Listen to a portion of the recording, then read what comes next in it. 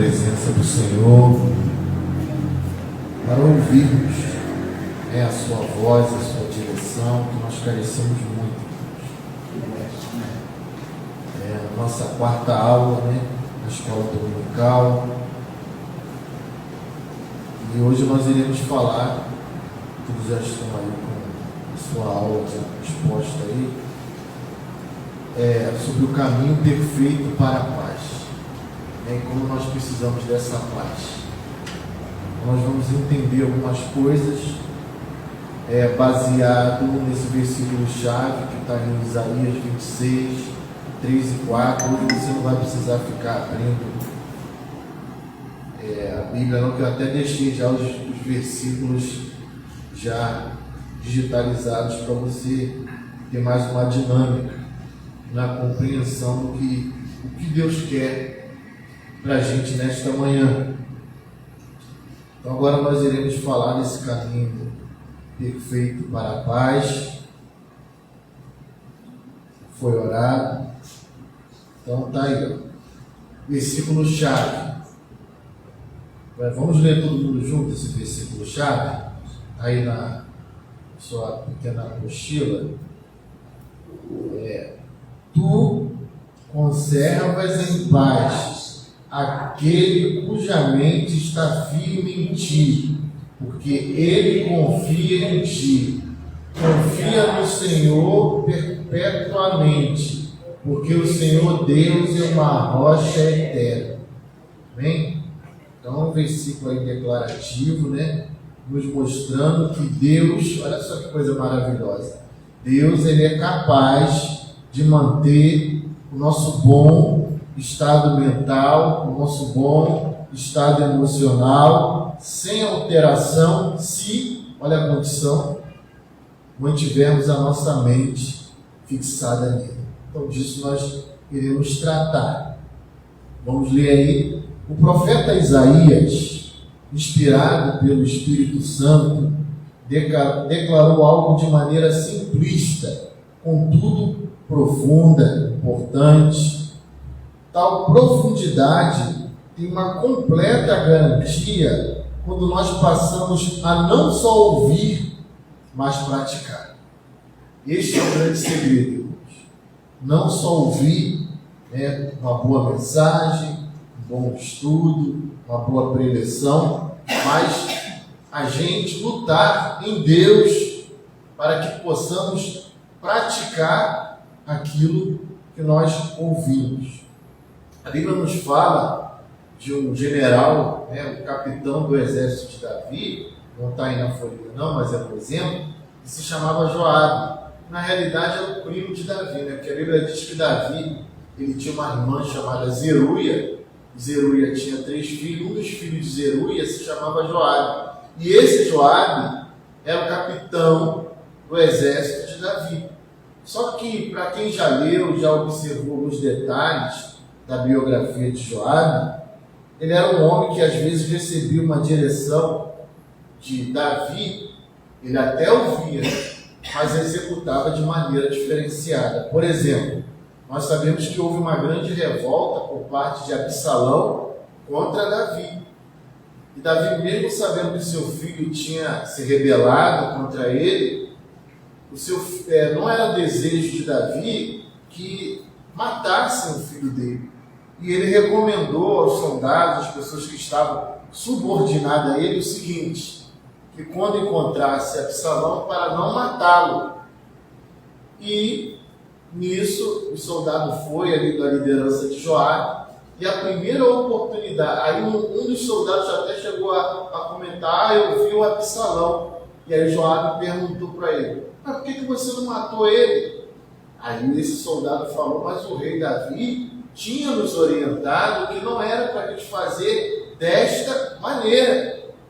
E aí o que aconteceu? Joabe, na primeira oportunidade que teve, onde a Bíblia vai dizer que Absalão ficou com a cabeça presa no carvalho, numa árvore, Absalão foi lá e matou. Joabe veio lá e matou o Absalão. E aí descumpriu a ordem primária que Davi tinha orientado. Então, o que estamos falando aqui? Essa garantia, né, dessa paz que Deus nos dá, ela só nos outorgada no seguinte: não quando a gente só ouve, mas como a gente também principalmente pratica. Tanto que eu deixei um exemplo para vocês aí, ó. Jesus certa vez deu uma palavra de oportunidade para a vida do jovem rico. Porém, olha só, o jovem, ao ouvir, ele ouviu a mensagem, simplesmente fechou seu coração, porque estava na contramão dos seus desejos. Aí veja só qual foi a mensagem que Jesus deu para esse jovem rico. Disse-lhe Jesus: se queres ser perfeito, olha só, vai e vende tudo o que tens e dá aos pobres. Quando Jesus, nesse princípio dessa fala para ele, vai e vende tudo o que tens e dá aos pobres, Jesus estava mandando ele ali praticar. Jesus estava querendo dizer: exercita-se na minha vontade, vai vender tudo e dá aos pobres, e terás um tesouro no céu. Foi a orientação que ele recebeu. E vem e segue-me. Olha só, e o jovem, ouvindo, ele ouviu, está vendo? Estas palavras, retirou-se triste, porque possuía muitas propriedades.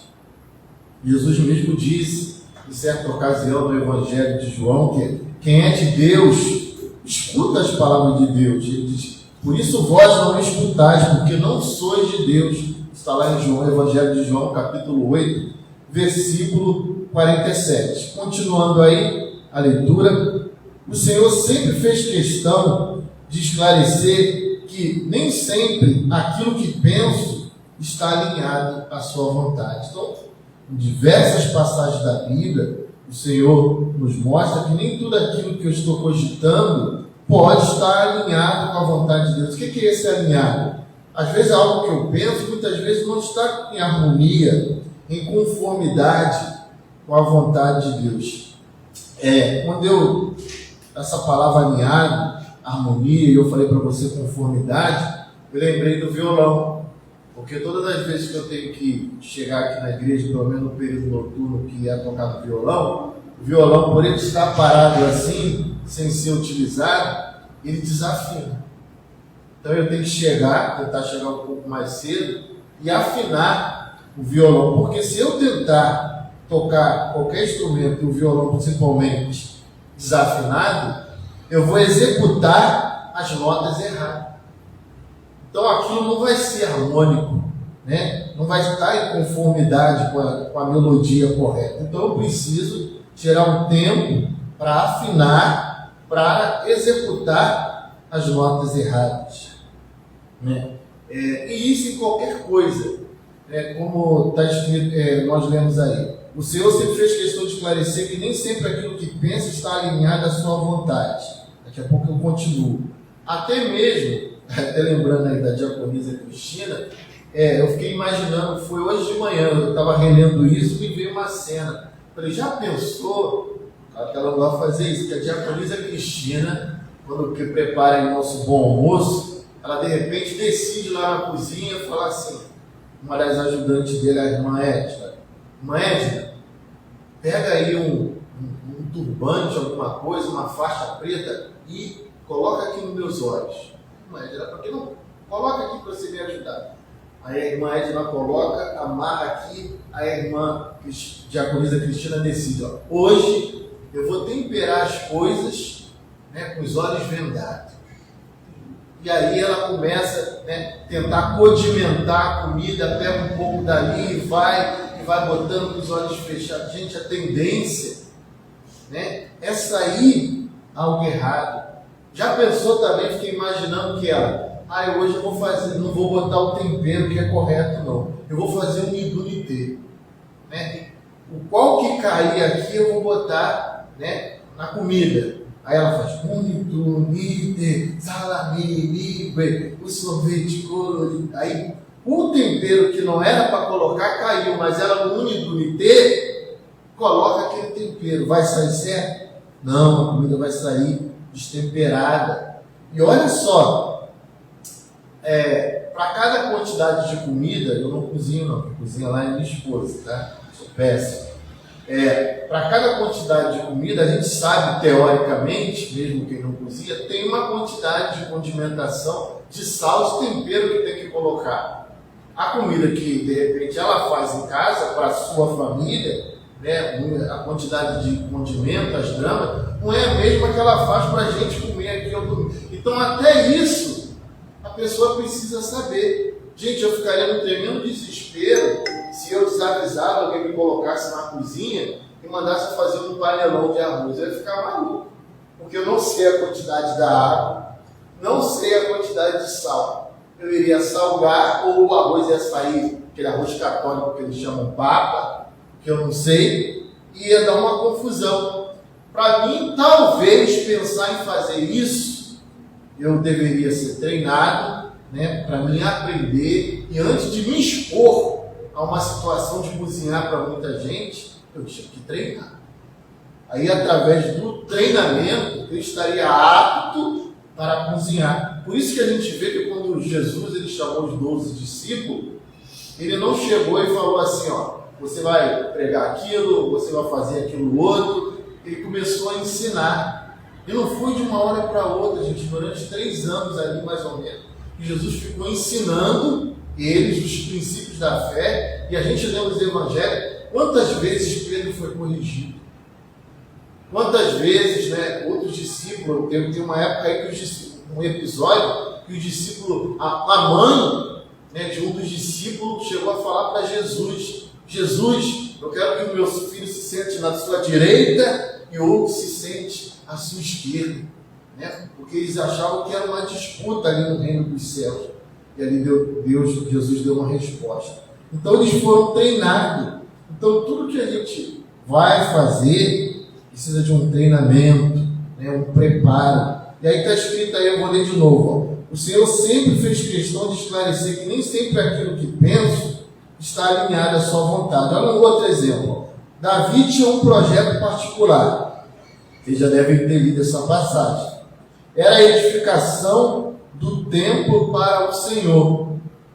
Deus, olha só, até aprovou o plano idealizado por Davi, mas decidiu que ele não seria o executor. Vamos ler a passagem aí, ó.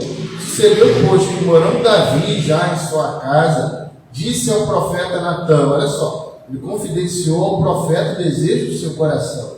Eis que mora em casa de cedro, mas a arca da aliança do Senhor está debaixo de cortinas. Então Natã disse a Davi, ó, profeta, tudo quanto tens no teu coração faz, porque Deus é contigo. Ali naquela base, né, da amizade, Natã nem também consultou a Deus, Davi também não tinha orado, e aí falou, não, faz porque Deus é contigo. Olha só, mas sucedeu na mesma noite que a palavra de Deus veio a Natã, olha só, dizendo, vai e diz a Davi, meu servo, assim diz o Senhor, tu não me edificarás uma casa para eu morar, botei até em negrito. Então Deus não queria que ele edificasse. Há de ser que quando forem cumpridos os teus dias para ires a teus pais, levantarei e suscitarei a tua descendência depois de ti, um dos teus filhos, e estabelecerei o seu reino. Este me edificará e eu confirmarei o seu trono para sempre. Está vendo, gente? Que nem tudo que passa pela nossa mente muitas vezes não pode estar alinhado à vontade de Deus. Deus aprovou o projeto, mas não queria que ele fosse o executor, e aí o próprio Deus estabeleceu que um dos filhos de Davi seria esse construtor. Agora o que nos espanta é a reação de Davi. Olha só, que embora seja inegável que ele era o idealizador, Davi, com toda a humildade, consciente das suas próprias limitações, sem imponência ou orgulho, mostra através da prática que realmente tinha ouvido a voz do Senhor. Mais uma vez eu trabalho com a prática e ouve. Olha o que Davi disse, olha só, depois da resposta de Deus lá na frente. Porque dizia Davi: Salomão, meu filho, ainda é moço e tenro no sentido aí de muito jovem. E a casa que há de edificar, não para mim, mas é para o Senhor, deve ser magnífica em excelência, para o nome e glória em todas as terras. Eu, pois, agora, olha só, lhe prepararei materiais. Assim preparou Davi materiais em abundância antes da sua morte. Davi compreendeu que a obra que seria realizada não era para a perpetuação do seu nome. Porém, o mais importante e essencial é que o nome de Deus seria glorificado. Davi já morreu, Salomão já morreu. Hoje a gente está com a Bíblia na mão e a gente hoje sabe. Poxa, que coisa maravilhosa, né? A ideia foi do Davi, mas Salomão foi o construtor. Então todos eles dois têm o seu momento de exaltação na presença do Senhor. Tanto aquele que teve a ideia como aquele que foi o construtor. Mas aí se Davi teimasse e quisesse sair do eixo da vontade de Deus. Mas graças a Deus foi tudo certo. Tem um outro exemplo que não está aí, de um rei chamado Amazias. É um trabalho de casa. Se você quiser procurar na internet e estudar a biografia desse rei, você vai entender algo muito importante. Amazias. Por quê? Fazendo uma sinopse, um resumo da biografia dele. Porque esse homem, ele tinha gasto uma grande quantidade de seus recursos para montar um grande exército. Ele montando aquele grande exército dele. E aí, querendo vencer a batalha contra os edomitas, que eram os adversários, ele falou: não só vou com esse exército aqui de Judá, não. Eu vou pegar mais essa quantia que eu tenho aqui, esses recursos, e vou contratar mais soldados, para que eu vá com um grande exército. E esses soldados eram lá de Efraim. E ele contratou, estava tudo certo. Só que na hora dele ir para a guerra, Deus levanta um profeta, que a gente não sabe de onde surgiu, que a Bíblia não diz o nome, e o profeta diz para ele o seguinte: o Senhor manda te dizer que se você for para a guerra com esse segundo grupo que você contratou, você vai perder a guerra, porque o Senhor não está contigo nesse propósito, com esse povo aí que você contratou. E aí ele recebe aquela palavra de supetão, porque já estava tudo planejado, e aí ele fala da dificuldade de mudar aquela situação que ele falou: mas eu já gastei os meus recursos contratando esses homens para ir para a batalha, o que eu vou fazer? Aí o profeta foi e falou assim: o Senhor manda te dizer, vou falar de uma maneira popular para você entender, que isso que você gastou não é nada comparado ao que Deus vai te dar, muito mais do que isso, se você obedecer. Aí ele descartou diante daquela palavra de Deus e pôs fazer segundo a vontade do Senhor, e foi vitorioso na batalha. Segunda página da folhinha. Na realidade, tudo que fazemos, por mais extraordinário que seja aos olhos humanos, não tem valor nenhum. Olha só, é inútil, aflição de espírito, quando fazemos para o nosso bel prazer. Eu até lembrei, domingo passado, nós ouvimos aqui a preleção do pastor Marcelo, que foi convidado. E ele citou aqui, numa das partes da sua pregação, justamente trechos do capítulo 2 do livro de Eclesiastes, onde ele fala ali que Salomão fez obras magníficas, hortas, vinhas, jardins, plantou árvores, teve servos, juntou tesouros, instrumentos musicais. Mas depois que Salomão fez isso tudo que um homem poderia desejar na sua época, Salomão diz essa frase aqui, emblemática, está aí em Eclesiastes capítulo 2, versículo 11. Depois de ele fazer isso tudo, ele diz assim: e olhei para todas as obras que fizeram as minhas mãos, como também para o trabalho que eu, trabalhando, tinha feito. E ele diz que tudo era vaidade e aflição de espírito, e que proveito havia nenhum debaixo do sol. Sabe por que Salomão falou isso? Porque ele começou a compreender, olha, eu posso fazer tudo, eu posso ter tudo, mas em tudo que eu fizer, se Deus não tiver prioridade, nada daquilo tem valor. No final da estrada é vazio, é decepção, né? Porque a gente fez aquilo ali para a gente mesmo. Acompanha aí.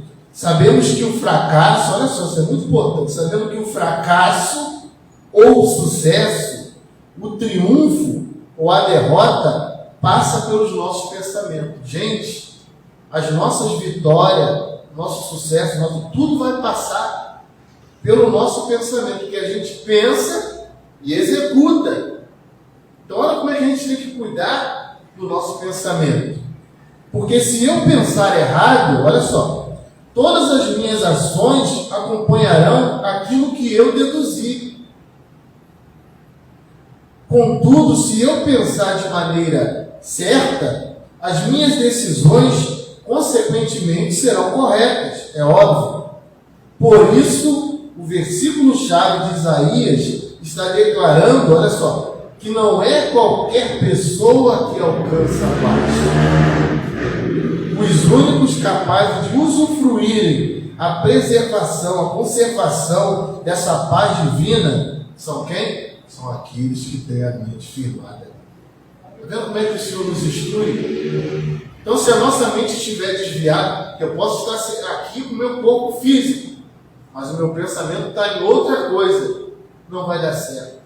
Eu preciso estar em espírito, em alma e em corpo, na presença de Deus. E entender, Deus está falando comigo. E eu preciso, no decorrer da semana, ou naquilo que eu for fazer, executar aquilo que Ele me falou. Olha só.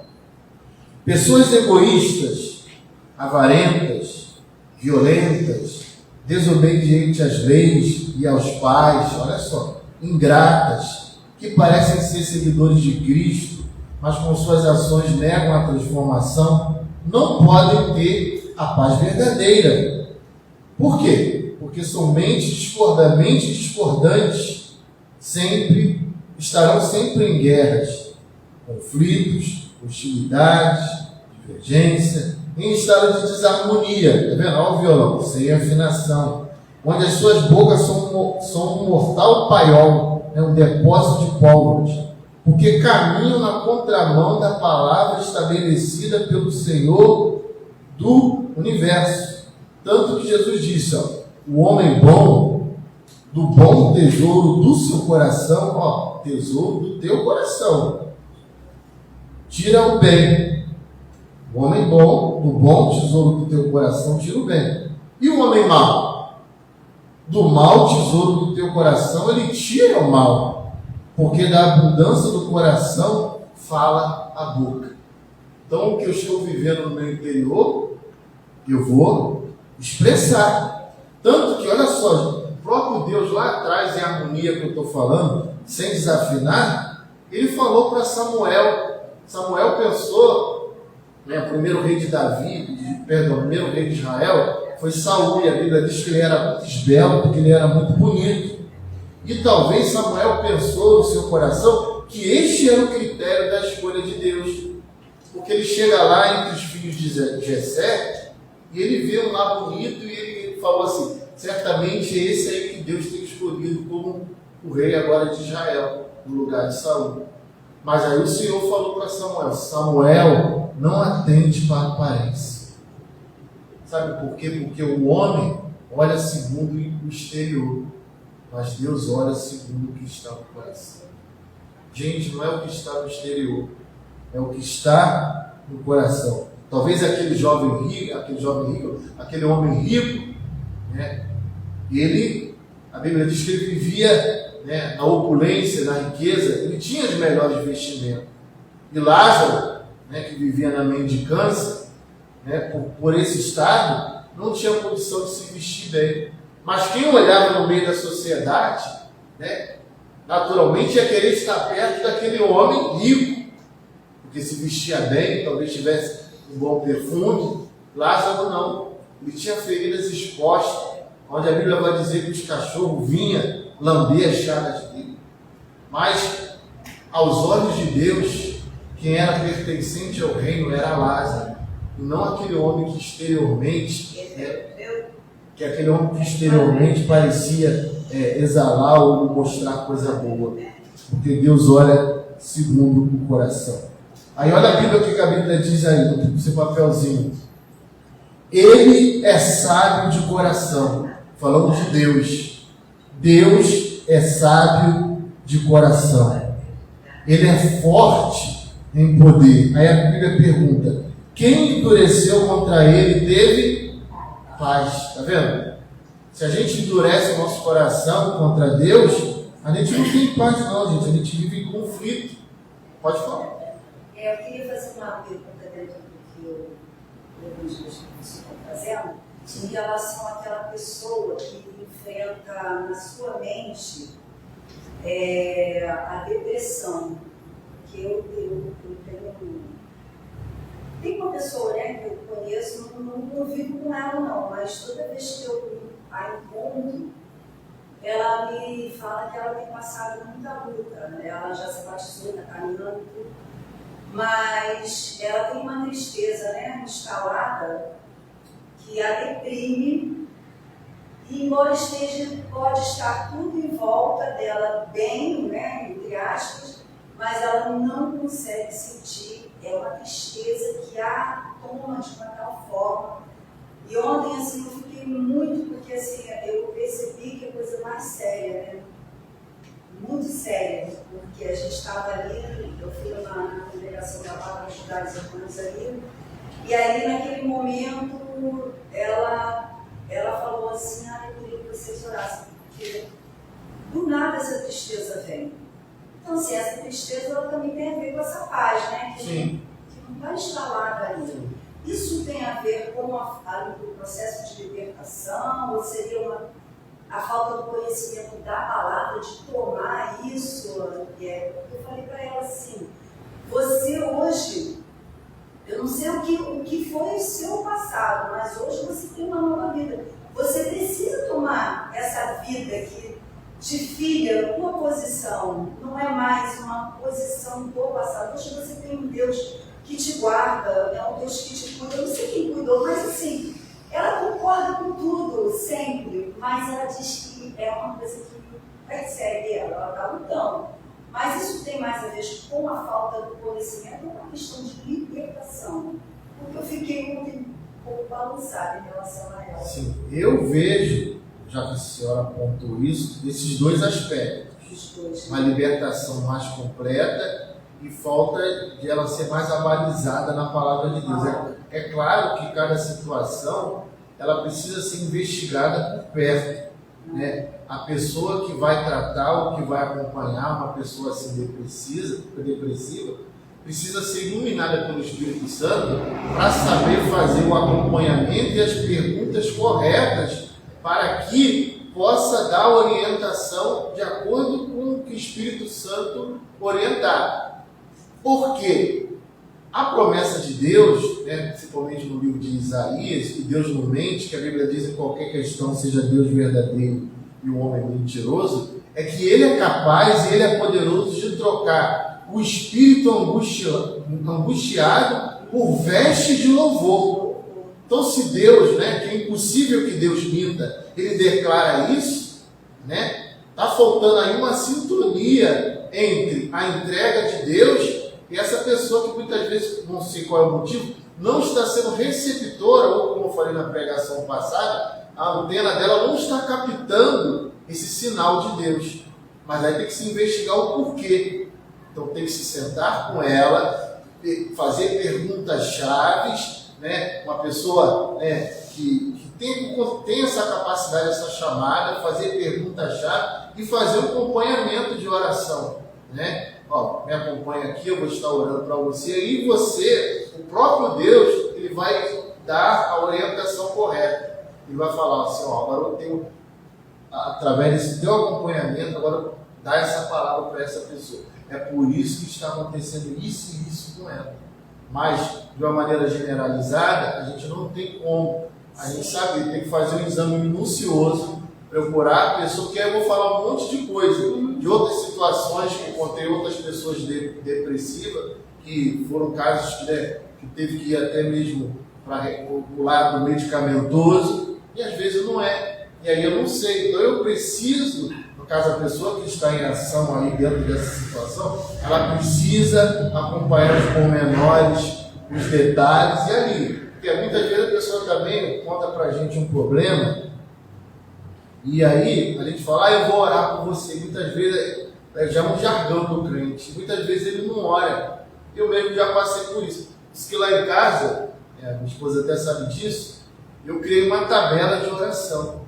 Justamente para mim não me perder, porque às vezes tanta gente pedindo oração, e fulano de tal me pediu, eu esqueci. Para mim não confiar só na minha memória, que acontece outras coisas. Então a gente colocamos lá, segunda, terça, quarta, quinta, todo dia tem um dia. Então segunda-feira, dentro lá da tabela, eu já sei que é o dia de eu orar pela minha família. Isso não quer dizer que eu não vou orar pelo próximo, mas eu sei que a prioridade ali é para orar pelos membros da minha casa. Terça-feira é o dia de eu orar pelos meus parentes. Quarta-feira acho que é o desconhecido. O que é o desconhecido? Eu tento trazer em minha memória alguém que eu peguei no ônibus que eu vi com uma dificuldade, alguém que eu no passado me falou alguma coisa, seja cristão ou não. Então eu tento lembrar de qualquer pessoa que está na televisão, artista, seja lá o que for. É a pessoa que eu não tenho intimidade, que de repente eu nunca vou sentar. Aí quinta-feira a oração pelos donos, pelas igrejas, aí eu oro pelos irmãos que eu conheço, que estão com dificuldades. Sexta-feira é a saúde, sábado é agradecimento. Então assim eu passei a me organizar, porque muita gente me pediu oração e esqueci de orar aí dentro dessa tabela. Então, especificamente quem a irmã falou, é necessário sentar com ela e ela precisa de um acompanhamento, né? Entender o porquê, a razão do que isso está brotando na vida dessa pessoa. Vamos lá. Então, se o profeta, ele é sábio de coração, forte em poder, quem endureceu contra ele teve paz. Então, a pessoa que de alguma forma deixar que um endurecimento entre no seu coração, ela não vai ter paz. E o que é esse endurecimento? O que vocês entendem com esse endurecimento? Não tem problema. A Bíblia está dizendo aqui. Seria para obedecer. Isso. É uma pessoa que está fazendo algo contrário, na contramão de Deus. Então ela vai viver em conflito. Ela vai viver perturbada. Muitas vezes a pessoa não entende isso. Pô, mas eu fui na igreja na segunda, eu fui na terça, eu fui na quarta, eu ouvi a palavra de Deus. Se eu estou indo para a tua casa, mas a questão é, você está praticando? Eu vejo também como uma questão de igreja, ser membro, ser participante também, mas eu vejo muito isso na minha família, até no meu meio. A questão de renúncia. Sim. Né? Eu preciso renunciar à minha vontade para fazer a vontade de Deus e ver as coisas acontecer. E eu vivo muito isso com uma pessoa na minha família, né, que eu vou citar, eu sempre falo com ela. A questão é a seguinte: se está conseguindo renunciar aquilo que você vê que não está sendo feita a vontade de Deus na sua vida, porque a vontade de Deus é boa, é perfeita, é agradável. Mas eu preciso reconhecer que eu tenho que renunciar à minha vontade para que essa vontade não venha para acontecer. Então, existe assim uma resistência muito forte, né? Nossa, diante das coisas da vontade de Deus, para que venha a acontecer. Qual o nome da irmã? Cláudia. Cláudia, tá. Prazer, hoje destacar. O nome do varão? Carlos. Ah, eu não esqueci. Carlos. Que a irmã falou aí, está perfeito, é isso aí. É uma questão de renúncia. Gente, esse conflito entre o meu querer e a vontade de Deus, todo mundo passa, todo cristão. O maior epistológrafo das Escrituras, que Paulo, ele passou por isso. O que ele diz? Quanto à minha nova vida, eu desejo fazer as coisas de Deus, mas existe em mim esse velho homem que está em guerra com a minha mente e ganha luta, fazendo-me escravo do pecado que é em mim. Ele passou por isso, mas ele encontrou a libertação que é aos pés de Cristo. Não é minha vontade. Aí ele vai na frente e diz, né, já estou crucificado com Cristo e vivo não mais eu, mas Cristo vive. Então vamos lá. Então, se o profeta está falando que há critérios, princípios da parte do soberano, no sentido que ele só vai conservar em paz aquele que tem a mente firmada em Deus, pode ser, olha só, que uma mente apresente até um desenvolvimento intelectual em comum, no sentido que ela seja versada em diversas ciências, de modo que consiga formular de maneira organizada, metódica e racionalmente fenômenos e fatos. Embora essa pessoa possua todo este cabedal, isto é, esse acervo de saberes, ela saiba muita coisa da cultura secular, o seu triunfo é apenas terreno e finito. Gente, quando eu coloquei aqui, eu lembrei, sabe de quem? Do Jô Soares. O cabedal, né, de conhecimento, de cultura. Sentava lá um convidado para falar de arqueologia, estava ele, né, discorrendo sobre aquilo. Se fosse falar de egiptologia, estava ele falando de tecnologia. O homem sabia de tudo, ali um pouquinho de questões religiosas. Mas tudo aquilo que ele conhecia, né, todo esse conhecimento aí que ele tinha em mente, foi terreno e finito. Porque ele passou, e pelo que nós sabemos, não confessou Jesus Cristo como Salvador. O que adiantou? E a memória das pessoas, né, elas são falíveis, né? Você vê que o outro humorista, que também era inteligentíssimo, tinha diversos personagens chicaníssimos, você hoje vê que quase ninguém mais fala dele. Aí é onde a Bíblia vai, olha só como é que a Bíblia ela nos orienta, ó. Pois que aproveita o homem ganhar o mundo inteiro e se perder a sua alma. Está vendo? O que adiantou? Aí essas pessoas, muitas vezes, você vai dialogar, vai evangelizar, alguém que está ali no auge da fama, no apogeu, eles, né, vêm com as suas filosofias, ó, dizendo-se sábios, se tornaram loucos. Porque Deus está olhando lá de cima e está falando, meu Deus, eu estou dando a oportunidade para essa pessoa se salvar. Tudo isso é transitório, tudo isso é passageiro. Paulo diz que nada trouxemos para este mundo e manifesto é que nada levaremos dele. E às vezes a pessoa é pegada com tanta coisa, e aí na hora que ela morre fica disputa na família. Ali no enterro mesmo já está cochichando um com o outro, para ver quem vai ficar com o sapato, com a camisa, com o óculos, né, com os espólios. E aí? Oi? Às vezes, essa disputa é feita até com a pessoa ainda viva. Sim. Às vezes não precisa nem falecer aquela pessoa e os parentes já se juntam ali já para fazer essa disputa. Sim. Sim, é verdade. Tem pessoas assim também. Gente. Vamos lá.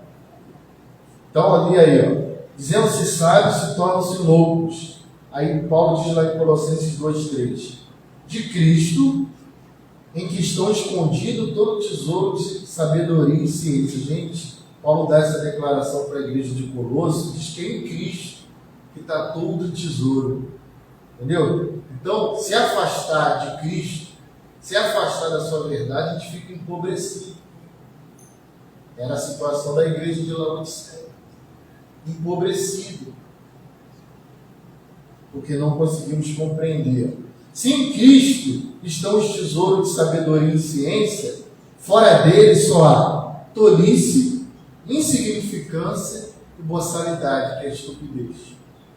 Fora de Cristo é perda de tempo. Página 3. Muito embora esta verdade cristocêntrica, que esse reservatório de riqueza, se apresente de forma incontestável, que as maiores riquezas estão armazenadas no Cristo Salvador, o homem, nas suas debilidades morais, pode ter uma visão míope.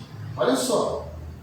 Embora, é incontestável que a riqueza está em Cristo, mas a pessoa, o homem, na sua fraqueza, ele pode ter uma visão míope e não conseguir enxergar isso. Olha só. Eis que estes são ímpios, tá aí, ó, e prosperam no mundo, aumentam em riquezas. Na verdade, que em vão tenho purificado meu coração e lavei as minhas mãos na inocência. Sabe quem disse isso, se quiser colocar aí para você? Foi Asaf, que era salmista também. Ele, sabe como é que começou a derrota de Asaf? Quando ele começou a olhar o materialismo do mundo. As pessoas, eles têm isso. Eles podem fazer isso e aquilo outro. E ele começou a supervalorizar coisas transitórias, riquezas que vão acabar, riquezas que vão passar, e esqueceu que a maior riqueza que a gente tem é estar na presença de Deus. E ele, começou até, aí como é que o homem começa a ficar tolo, né? Estúpido, boçal, disse, então em vão eu tenho purificado meu coração. Como se ele falasse, para que eu estou santificando a minha vida?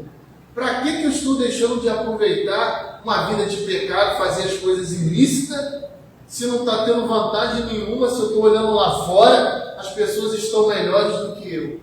Olha, pode falar. Aí entra, né, a palavra também, eu estou muito com a minha vida quando diz que as bênçãos demoradas, né, elas enfraquecem o coração. E, infelizmente, muitas das vezes, a gente tem uma visão assim, se a pessoa não serve a Cristo, né, e ela prospera, e ela é feliz, ela tem aquele toda a presença, mas a Bíblia também diz que o diabo vem de pecador. A gente não é que nós, assim, são muito próximos de conhecer a palavra para poder trazer para a nossa vida e viver. Porque é que você tem paz. Eu jamais vou assim, olhar para uma pessoa, eu sou diarista, trabalho em casa de família, e eu vejo as pessoas assim, que não tem Jesus, uma vida assim, e eu falo assim, Senhor, tem misericórdia, muitas vezes eu dou oportunidade até que acaba se tornando da família, você fica sabendo de tudo, fala tudo de você, e aí às vezes ela fala assim, Paulo, você está tão feliz, tão alegre, o que acontece? Você é diarista. Assim, eu sou diarista, mas eu tenho Jesus. E a paz de Cristo, e aquilo que o Senhor me dá, me traz alegria. E a alegria que está no meu coração, como o meu rosto. E eu já tive intimidade de ser diferente de você, que tem tudo, tem um padrão de vida maravilhoso, mas aí se resume em quê? Numa tristeza, num vazio, sabe por quê? Falta de Jesus. Entendeu? Então, e hoje, infelizmente, muitas das vezes nós estamos na presença de Deus, mas nós temos a dificuldade de entender que o nosso propósito de vida é buscar o reino e ser adorador. A gente vem para a igreja para buscar bem, não que nós venhamos a manter essa vontade, porque o nosso Deus é o dono do ouro da prata, né? Nós estamos com ele, ele é o melhor dessa terra, sim, mas aquilo que eu não tenho, amém, eu tenho paz. Entendeu? Eu vou sim te galgar o que eu almejo dentro do tempo de Deus. Há tempo para todas as coisas, mas hoje não. Hoje você quer ir, você quer fazer, né? E aí, muitas vezes, a gente se perde, infelizmente. Né? Belíssimo testemunho da irmã. A irmã falou uma coisa aí que me fez lembrar duas coisas importantes. Que aquilo que às vezes, muitas vezes não se realiza rápido na nossa vida, a Bíblia diz que enfraquece o coração. Daí a necessidade da gente estar aos pés de Cristo para a gente não entrar no desequilíbrio. Poxa, as coisas não estão acontecendo, mas às vezes não é o tempo de Deus. Aí eu fico apavorado. Entendeu? Mas não é o tempo de Deus. E ela falou também sobre a colocação ali da patroa dela, como você não é uma diarista, que a sociedade justamente nos classifica assim, pelo aquilo que a gente tem. E a gente vê que na Bíblia, veja bem, a Bíblia não diz nem o nome da menina, mas ela era o quê?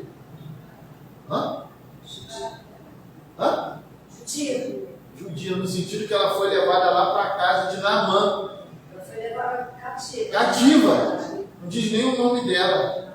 E ela poderia ser uma mulher revoltada, uma garota revoltada, porque Naamã estava lá com as suas dores, tinha lá a sua lepra. E olha só, ela poderia falar que esse homem aí, se estrepe. Sabe, porque não tem nada a ver comigo, eu já estou aqui, não recebo nem, se fosse no dia de hoje, não tenho nem férias, não tenho 13º, nem recebo, né? Ela poderia reclamar, mas ela viu a aflição daquele homem, ela tinha uma riqueza que era muito maior do que a posição dele, e eles não entendiam aquilo.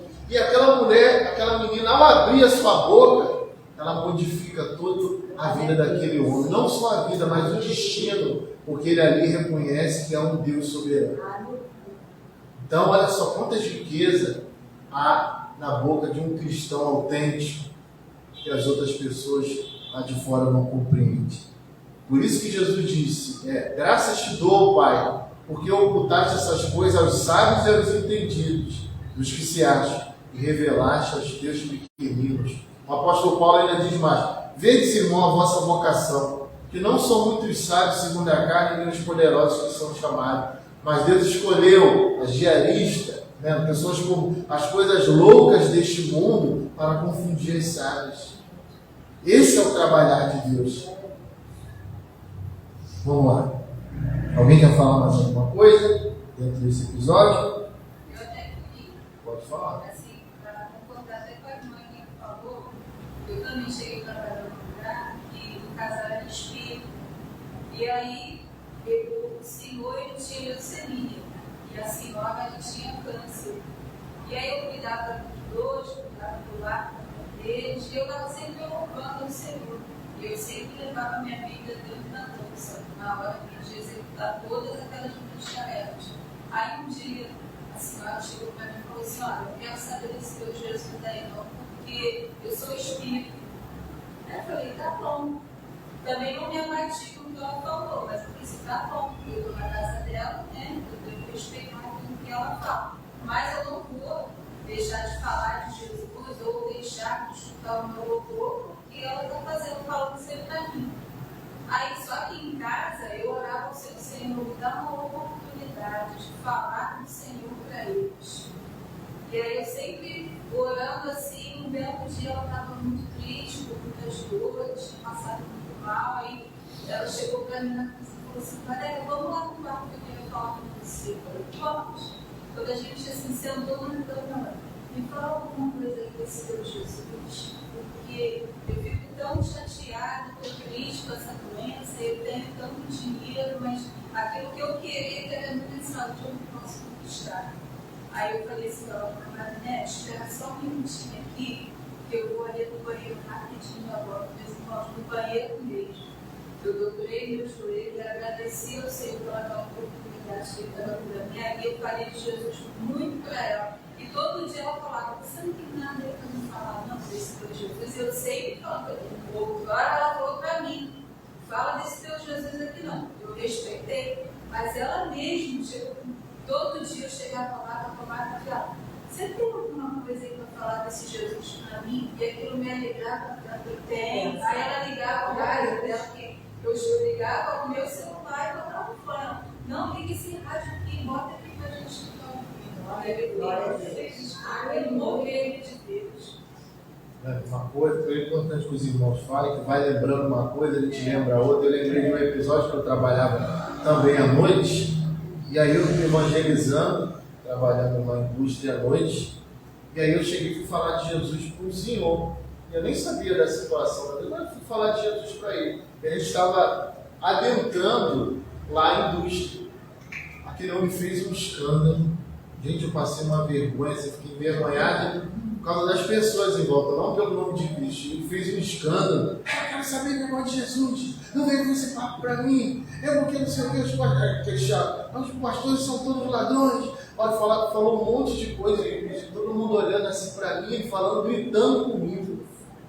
Eu não falei nada. Fui embora e vi que esse homem precisa de Jesus, que a gente não tem que ver, a gente tem que entender. É agora que eu tenho que orar por ele.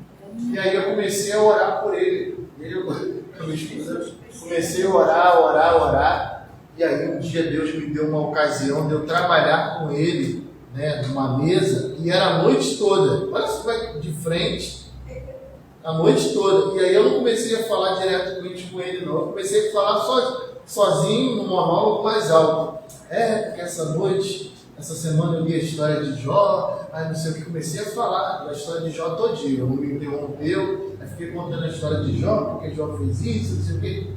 Aí depois, quando eu levanto a cabeça, eu falei bastante. Ele usava um óculos, né, com um grau até muito forte, estava tudo embaçado e chorando. Aquele homem que outrora foi, né, descortês, né, e aí estava chorando muito. E aí ele falou para mim: o que eu faço para aceitar Jesus? Aí eu falei: só o Senhor levantar a mão, que aqui mesmo eu vou orar por você. Aí eu orei por ele e tal. Gente, passou uma semana e eu não sabia, ele tinha uma cirurgia, não sei de que especificamente, mas era algo simples, que ele iria passar por essa cirurgia. E aí ele foi, não voltou, ele morreu. Aí se eu fecho meu coração, tá vendo? A gente tem que ter essa sensibilidade para entender, entendeu? Os momentos. Vamos lá. Filho, se homens, olha só, em Provérbios, filho, se homens perversos quiserem tentar você, olha gente, como é que esse texto aqui é tão atual. Filho, se homens perversos quiserem tentar você, não deixe. Eles poderão dizer, venha, vamos matar alguém. Vamos nos divertir atacando pessoas inocentes. Estarão vivas e com saúde quando as encontrarmos, mas nós acabaremos com elas. Acharemos todo tipo de, a palavra de novo, riqueza temporária. E encheremos as nossas casas com as coisas roubadas. Vem com a gente, que nós repartiremos o que roubamos. Filho, não ande com a gente dessa laia. Fique longe deles. Eles têm pressa de fazer o mal e estão sempre prontos para matar. No entanto, esses homens estão preparando uma armadilha, onde eles mesmos morrerão. O que acontece com quem fica rico por meio da violência é isto: acaba sendo morto.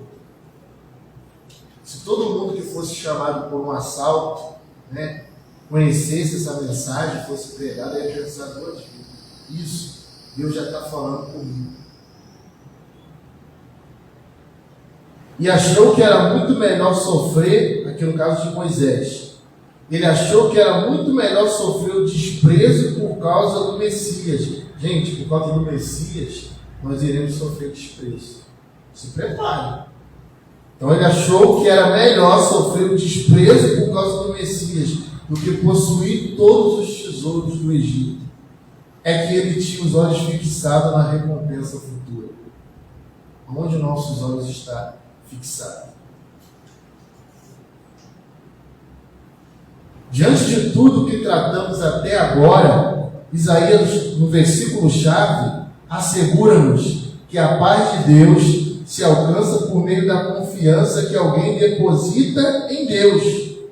Aí ele falou: tu conservas em paz aquele cuja mente está firmada em ti, porque ele confia em ti. O profeta ainda nos revela maravilhosamente o período que devemos confiar. Aí ele diz: confia no Senhor perpetuamente. Isso significa em todas as circunstâncias. Aí Paulo diz que nos consola em toda a nossa... Está vendo? Tinha momento que Paulo ficava atribulado. Ele está falando aqui, ó. Deus é que nos consola em toda a nossa tribulação. Por que Deus consola a nossa tribulação? Para que também possamos consolar os que estiverem em alguma tribulação. É isso que Deus faz, irmãos. Por isso que o servo fiel ele também passa por luta. Porque às vezes aquela luta é um aprendizado, porque Deus lá na frente quer te usar. Eu falei isso para ela Aí. ontem. Eu falei assim, olha, eu creio que tudo isso que você está vivenciando é para você lá na frente ajudar alguém também. Porque você tem conhecimento de causa, você está vivendo. Eu falei, eu não sei o que é isso. Sim. Você acordar, não ter vontade de viver, de comer, só querer ficar na cama. Eu já acordo assim, o sol aparece, eu já estou doida, já estou com o pé, já estou me levantando. Quando eu vejo, às vezes eu fico assim, ó, deixa eu puxar um pouquinho o freio. Então, não sei, mas ela tem experiência, ela entende, ela falou, e as pessoas não entendem. Eu falei, mas Deus vai te usar nessa área. Ele vai te curar, porque ele tem um bálsamo, ele tem um remédio, para que você seja um instrumento para ajudar outras pessoas nessa situação. Que eu não poderia ajudar ela assim, né? Sim, ela restaurada é um vaso, né? Nas mãos do Senhor. Sim. Gente, e justamente essas pessoas problemáticas que vêm, se aproxima da gente precisando de uma orientação, a gente precisa, pedir esse equilíbrio em Deus. E a gente, na verdade, na hora, nunca sabe o que vai dizer. A gente precisa do Espírito Santo. Porque Ele é que vai colocar as palavras certas na nossa boca. Não queira a gente, eu conheço um monte de coisa, eu vou falar isso, aquilo, aquilo. Não. É o Espírito Santo que nos vai dar uma palavra. Você quer falar uma coisa? Que vai nos dar uma palavra certa. Não ficar cuidando do cabelo. O Espírito Santo que vai nos dar uma palavra certa. Eu dou sempre um exemplo. Uma pessoa que não entende nada de remédio, nada. Aí, bota essa pessoa sem nenhuma orientação para trabalhar numa farmácia. E aí, de repente, chega alguém lá com uma receita. Aí começa, eu quero remédio para isso e aquilo, outro, aquilo. Aí aquela pessoa, ela vai olhar, ela não pode. É a mesma coisa que eu falei, fazer o bonito. Vou pegar essa caixa aqui que ela é mais vermelha e mais bonitinha. E vou dar. Não, gente. Que loucura é essa? Você pode matar uma pessoa dando um remédio errado. E da mesma forma, você pode destruir uma vida dando um conselho errado. Tem muitos remédios, mas tem um específico. Tem muitos problemas, mas tem uma palavra específica. Isso eu que vou dar, o Espírito Santo que vai colocar e que vai. Por isso que é sempre recomendável, né, mesmo nos cursos que eu dou e falo para os pastores, chega alguém desesperado na igreja e te contando uma história, né, que você não toma uma posição primária diante daquilo que a pessoa falou. Uma coisa que vai mudar a sua rotina. Primeira coisa, vamos orar.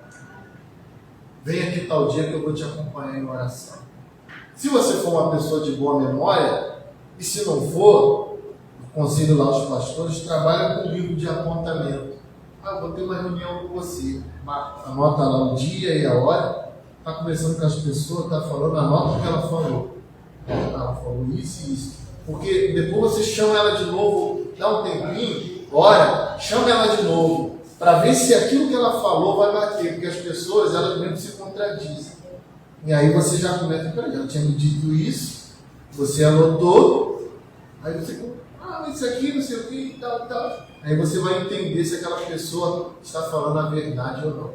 Agora, se você toma, como houve vários casos, que a mulher chega desesperada na igreja, pastor, pelo amor de Deus, me ajude, aquele meu marido, ele não presta, está me fazendo mal, não sei o que, conta um monte de coisa, é a história dela, pode ser verídico ou não, mas eu não sei, mas às vezes o grande problema está nela. O dia todo fica na igreja, faz um almoço com o marido, às vezes o marido trabalha, chega cansado, não tem uma roupa. Então, às vezes tem um desequilíbrio, mas ela está numa queixa. Aí o pastor, desavisado, o que ele vai falar? Isso que ele está fazendo é coisa do demônio. É, pastor, é coisa do demônio.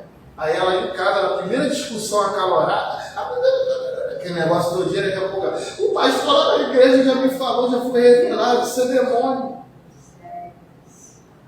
Aí o camarada fica o quê? Com ódio. É por isso que eu não vou em igreja.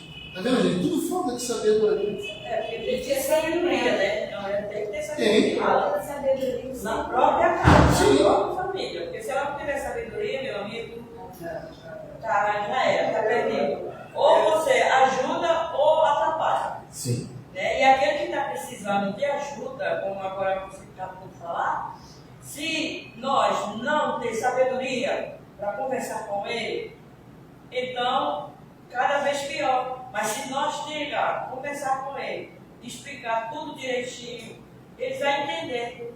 Ele vai entender por que nós estamos indo à igreja. Né? Porque através de nós, eles são salvos. Né? Eles vão conhecer a palavra. E aí ele mesmo, eles pedem para vir à igreja. Mas se você chegar em casa, pior do que você entrou, saiu, não adianta nada. Não adianta nada. Em casa fala mais no nome do diabo do que de Jesus. Sim. Não adianta. Vamos lá. Finalizando. Finalmente, o versículo isaiense de Isaías confidencia a razão da nossa confiança. Porque o Senhor Deus é uma rocha eterna.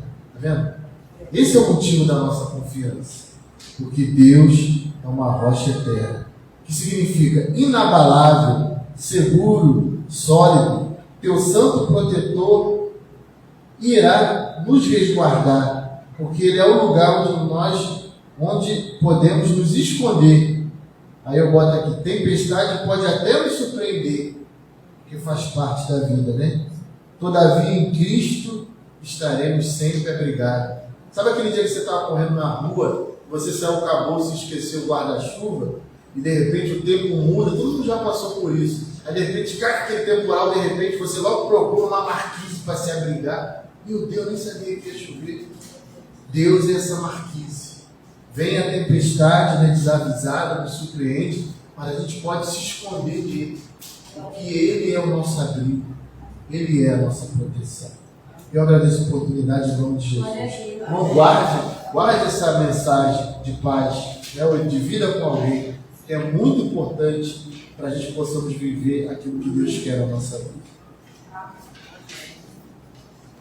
Vamos. Que bom, né, irmãos? Graças a Deus. Vamos ainda um tempinho.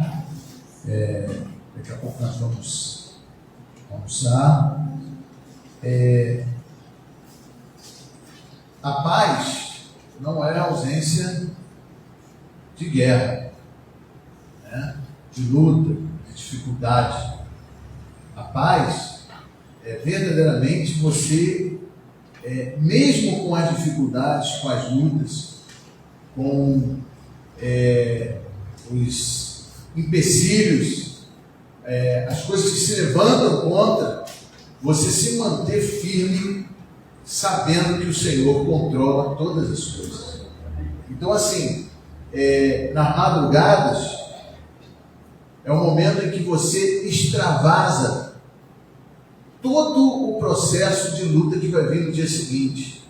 Porque você já sabe o que está acontecendo, o que vai acontecer no dia seguinte. Eu tive essa experiência, quando estava abrindo aqui, de que eu ficava sem imaginar o que ia acontecer no dia seguinte, sabendo que tinha coisas para acontecer. E por causa da paz que a gente tinha, na certeza de que era de Deus, a gente só precisava orar e buscar e entregar na madrugada o que ia acontecer no dia seguinte. E não demorava muito. 9 horas da manhã aparecia um telefonema. Meio-dia, aquele processo que era grande começa a diminuir o problema. Quando é de noite, você agradece a Deus, porque aquilo que você projetou ser muito grande, mas quando você colocou em oração, você viu que as coisas andaram, as coisas caminharam. Então, esse problema que a Cristina falou, a gente ainda tem um tempinho para discorrer aqui, já vamos terminar, sobre aquela pessoa depressiva, aquela pessoa angustiada, que vai na igreja, que faz a obra. Ela estava lá fazendo a obra do Senhor, ela estava ali trabalhando na obra do Senhor. Mulher de Deus, mulher que não perdeu a salvação, mulher que a gente não pode dizer precisa se mudar, mas Jesus cura, Jesus já libertou, Jesus já salvou, no sentido de paz eterna. Mas aquela luta que ela está travando ali, e aquela angústia, muitas vezes são 3 coisas que ela precisa começar a ter, e muitas vezes não é orientada a ter. A primeira coisa é a perspectiva de vir à igreja. Muitas vezes ela vem sem perspectiva, ela já vem com a derrota, ela já vem travando no seu coração que o problema não vai sair da sua vida. Quando alguém tem perspectiva para vir à casa do Senhor, e qual é a perspectiva? Romanos 2, capítulo 1, Paulo fala: rogo-vos que estejais o quê? Apresenteis o vosso corpo em sacrifício vivo e agradável a Deus, que é o vosso culto racional. Também nós temos a mensagem da palavra que diz: guarda o teu pé quando entrares na sua casa, na casa do Senhor.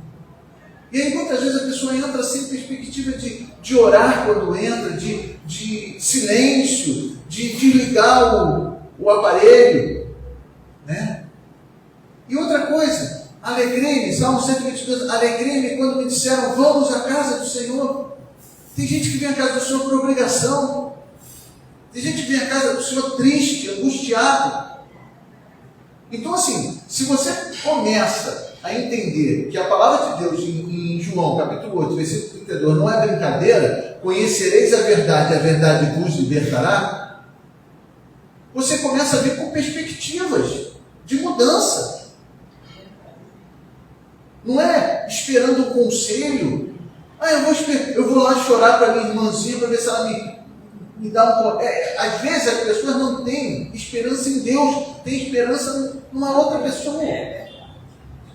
Essa pessoa vai ouvir, vai falar para mim, eu vou melhorar. E vai e chora aos pés daquela irmãzinha que no caso foi a Cristina, que tem o coração aberto para dar aquele conselho. Mas se fosse uma pessoa que fosse pessimista, que fosse uma pessoa derrotista, entendeu?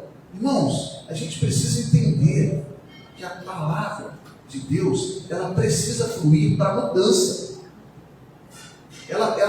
Quando a pessoa vai com perspectiva de chegar na casa do Senhor e não sente a unção, não sente a direção de Deus naquilo que está sendo ministrado para a sua vida, tem alguma coisa errada, gente. Né?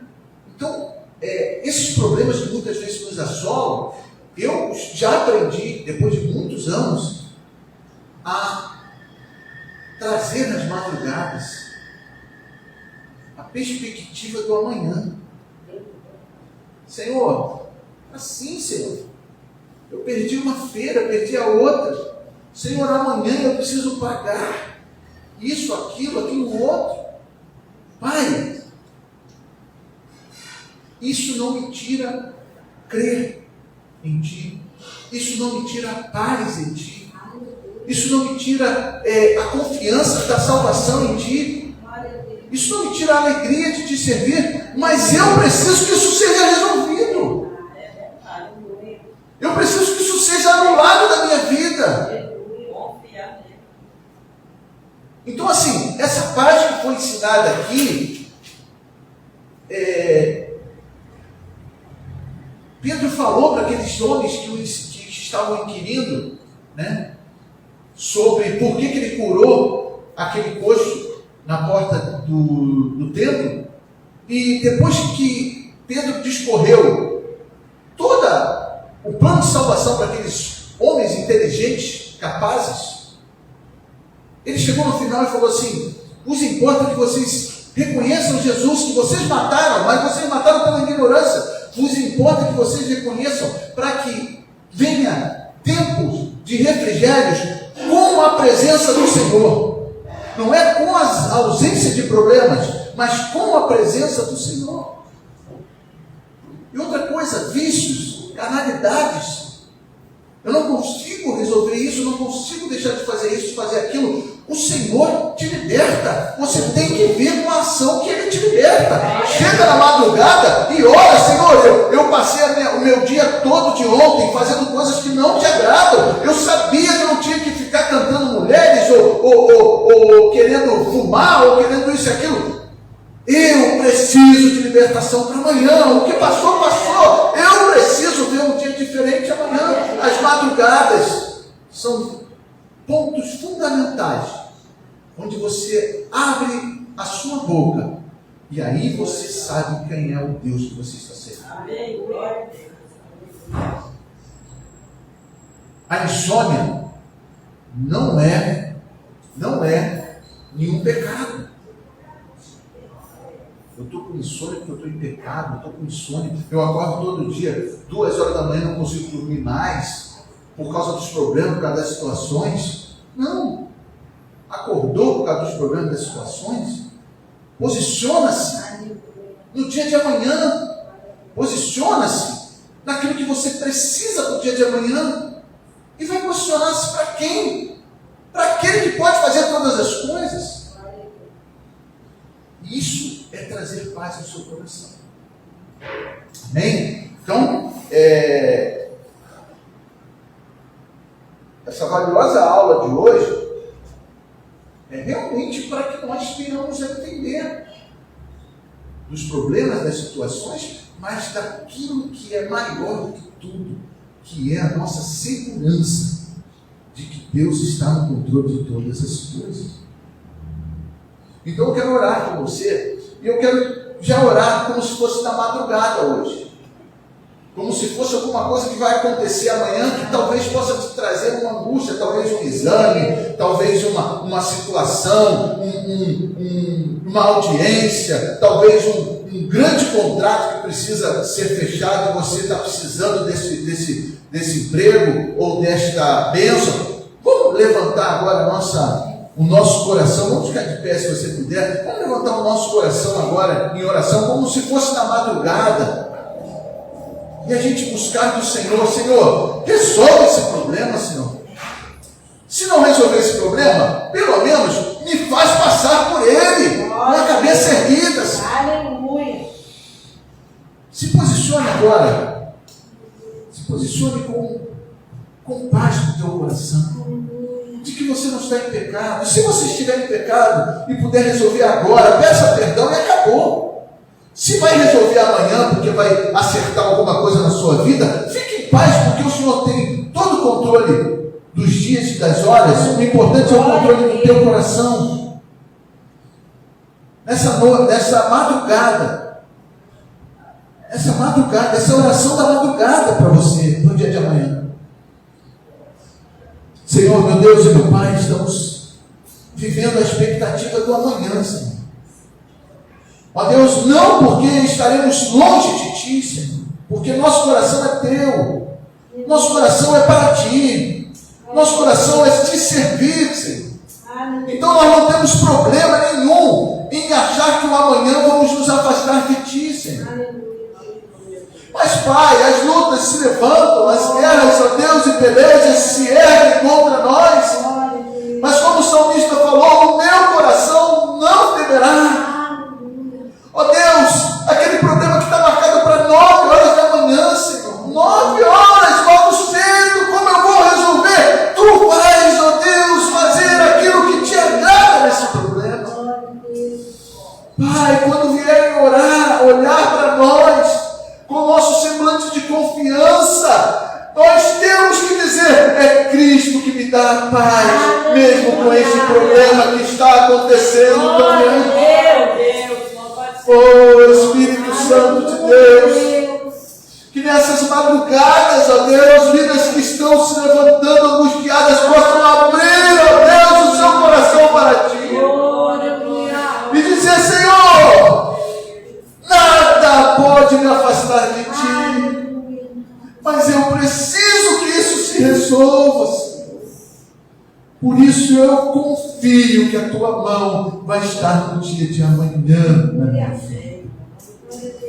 Oh, Espírito Santo de Deus, oh Deus, faz aquilo que a sua filha está pedindo, Senhor. Não porque ela está pedindo como te ver um funcionário, um empregado, um servo, mas ela te vê como o único que pode resolver, Senhor. Essa cura, Senhor, que já foi tentado de várias formas resolver. Tu tens poder, ó Deus, para fazer, ó Deus, essa cura brotar no milagre do Senhor Jesus. Deus, eu te peço, eu te louvo e te agradeço, em nome de Jesus. Amém. E vai dormir,